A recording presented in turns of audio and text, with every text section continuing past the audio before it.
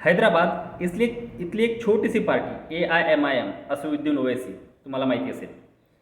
त्यांची पार्टी नांदेडमध्ये सुद्धा कॉर्पोरेटचे इलेक्शन जेव्हा होतात तेव्हा त्यांचे नगरसेवक जिंकतात.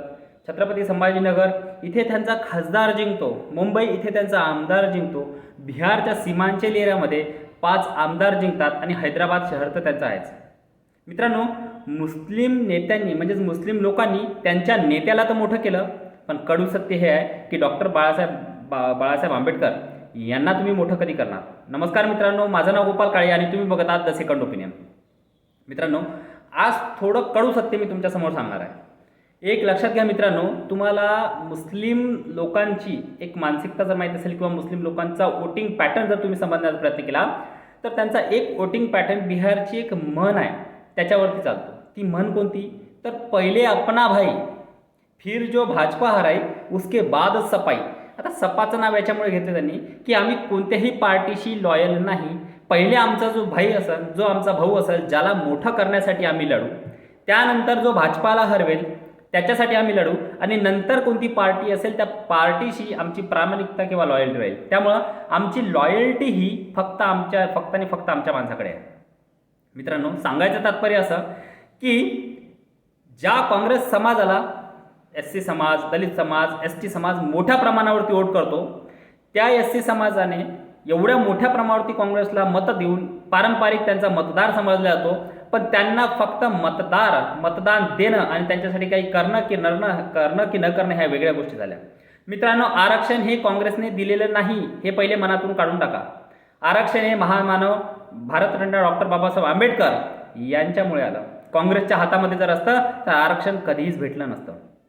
एवढंच का मित्रांनो, बाबासाहेब आंबेडकर साहेबांशी कशा प्रकारचा व्यवहार काँग्रेसने केला याचा जर इतिहास तुम्ही वाचाल तर तुम्हाला कळेल. मित्रांनो, बाबासाहेबांना निवडणुकीमध्ये पाडण्याचं काम कोणी केलं तर हे काँग्रेसने केलं.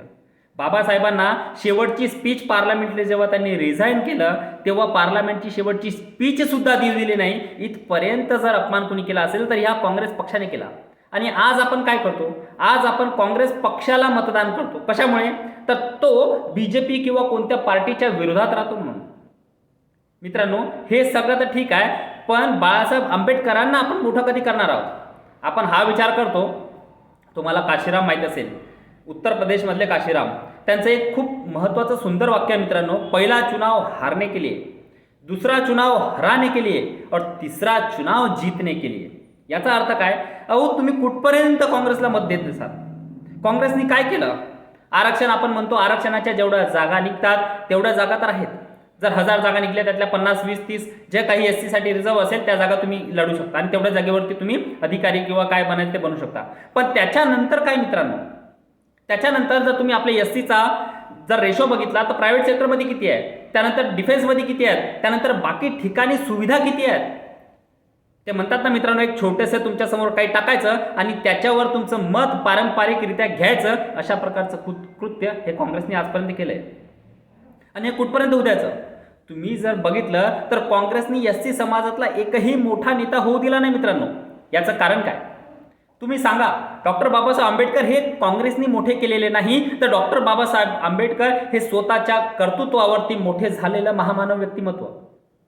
आज बाळासाहेब आंबेडकर जेव्हा काँग्रेसकडे जातात आणि म्हणतात की मलाही तुमच्या युतीमध्ये घ्या, मी पण तुमच्याशी लढतो, माझा जो 10-12% समाज आहे तो तुम्हाला वोट करेल, तेव्हा काँग्रेस काय म्हणतं? नाही. काँग्रेस त्यांना सोबत घेत नाही. कारण काय? कारण की जर त्यांना सोबत घेतलं आणि SC समाजाचं मत जर बाळासाहेब आंबेडकरांना पडायला लागलं तर SC समाजाचे मोठे नेते बाळासाहेब आंबेडकर होतील आणि त्याचा धोका असा होईल की काँग्रेसला नेहमी बाळासाहेब आंबेडकर यांच्यासमोर झुकावं लागेल. मित्रांनो, ही जी काँग्रेस तुम्हाला बाळासाहेबांना मत देऊ देत नाही, बाळासाहेबांसारख्या व्यक्तीला सुद्धा मोठं होऊ देत नाही, कोणताच SCचा नेता आजपर्यंत काँग्रेसने मोठा होऊ दिला नाही. त्याचं कारण काय? का बरं बाळासाहेब आंबेडकरांना काँग्रेस सोबत घेत नाही? याचा विचार करा. 10-12% मतदान त्या माणसाच्या मागे जाऊ शकते. एक तर्कशुद्ध असं डिबेट करणारं व्यक्तिमत्व, हुशार असं व्यक्तिमत्व, ॲडव्होकेट आहेत, चांगलं पार्लमेंटमध्ये डिबेट करू शकतात, पण लोकसभेला सुद्धा निवडून येता येणार नाही याची हे काय म्हणतात त्याला आपण अंमलबजावणी हे काँग्रेस करतं की त्यांना लोकसभेला सुद्धा निवडून येता येणार नाही, त्यांचे आमदार सुद्धा निवडून येता येणार नाही. त्यामुळे काँग्रेसला SC समाजाचं तर मत पाहिजे, पण बाळासाहेब आंबेडकर सारख्या माणसाला मोठं करणं हे काँग्रेस त्याला दुराव ठेवते. काँग्रेस त्यांना मोठं होऊ देत नाही. मित्रांनो, काय होईल? तुमचे मतं वाया जातील. तुमचे मतं वाया जातील. जेव्हा तुमचे मतं वाया जातील आणि त्याचा फायदा बीजेपीला भेटेल, मी नक्की मानतो एका इलेक्शनमध्ये याचा फायदा बीजेपीला, महायुतीला भेटेल, की त्याच्यामुळे काँग्रेस ही डेसिमेट होईल. आणि जेव्हा काँग्रेस डेसिमेट होईल आणि काँग्रेसला माहिती पडेल की पूर्ण एससी समाज हा बाळासाहेब आंबेडकरांच्या मागे उभा आहे, तेव्हा काँग्रेसला बाळासाहेबांना सोबत घेणं अनिवार्य होईल. आणि त्यावेळेस महाराष्ट्रामध्ये एससी समाजाचा एक मोठा नेता तयार होईल, जो त्यांचे प्रश्न समोर ठेवेल. आज एससी समाजाच्या बद्दल कोण बोलतो मित्रांनो, सांगा तुम्ही? रिझर्वेशन बद्दल सगळे बोलतात, पण एससी समाजाच्या मूलभूत ज्या गरजा आहेत, मूलभूत जे प्रॉब्लेम आहेत, जे शिक्षण, पॉवर्टी, ह्या ज्या प्रॉब्लेम याच्यावरती कोण बोलतं? त्यांना माहिती आहे तुमच्या दिमागामध्ये बीजेपीची भीती टाका आणि तुमच्याकडून ते मतं घ्या. म्हणजे तुमचा मोठा नेता पण होऊ द्यायचा नाही, तुम्हाला तिकीट पण कमी द्यायच्या आणि तुम्हाला सगळ्या गोष्टी करायच्या आणि तुमचं मत घ्यायचं. हेच काँग्रेसने आजपर्यंत केलंय, हेच उद्धव ठाकरेंनी केलं. उद्धव ठाकरेंनी बाळासाहेब आंबेडकरांची युतीची चर्चा केली, सगळे केलं, पण उद्धव ठाकरेंनी बाळासाहेब आंबेडकरांना सोबत घेतलं का? का नाही घेतलं? कारण की हा माणूस जर मोठा झाला तर आपल्याला संकट निर्माण होईल. हा माणूस जर मोठा झाला तर सगळं एससी समाजाचा नेता होईल.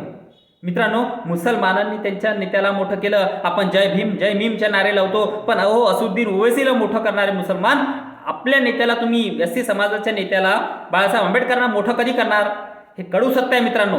मी एससी नाही तरी पण सांगतो, बाळासाहेब आंबेडकरांसारखं जे व्यक्तिमत्व आहे ते पार्लमेंटमध्ये पाहिजे. बाळासाहेब आंबेडकरांसारखं जे व्यक्तिमत्व आहे त्यांच्या हातात कोणती नगर परिषद, महानगरपालिका देऊन तर बघा, तेव्हा तुम्हाला कळेल की विकासाचा पर्याय काय असतो. हा व्हिडिओ कसा वाटला प्लीज कमेंट बॉक्समध्ये सांगा आणि तुमचं मत काय हे सुद्धा सांगा. आणि प्लीज माझ्या चॅनलला लाईक, शेअर आणि सबस्क्राईब करा मित्रांनो. धन्यवाद.